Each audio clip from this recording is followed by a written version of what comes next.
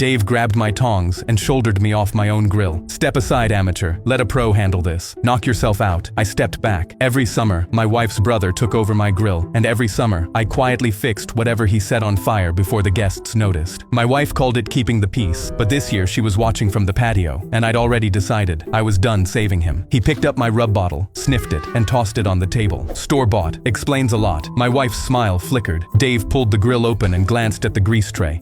Bit full. Whatever. He slammed it shut. This was a disaster waiting to happen, so I offered him one last way out. "You sure you don't want me to take over?" He glanced at my wife. Then he laughed loud enough for her to hear. "Relax, champ. I've been doing this since before you had a driver's license." Then he raised his beer to the patio. Wife sent the boy out to grill, but a man's gotta eat. A few guests laughed politely. My wife uncrossed her arms. He cranked all 4 burners to high and dropped a second layer of ribs on top of the first. One slipped off the tongs and hit the deck. He kicked it under the grill before glancing up at the patio. Dave raised the tongs over his head and winked at my wife. She rolled her eyes, then forced a smile when he turned back to the grill. "Watch how a grill master does it." Then he slammed the lid shut. Seconds later, flames roared out from under the lid, taller than Dave, and climbed into the paper lanterns I'd strung that morning. The whole string went up like a fuse. The rib Dave had kicked under the grill caught too, black smoke pouring across the deck. Guests scattered, screaming. A lantern fell into the potato salad and set the bowl on fire. Dave was slapping at his sleeve, yelling for someone to get a hose, his beer still in his other hand.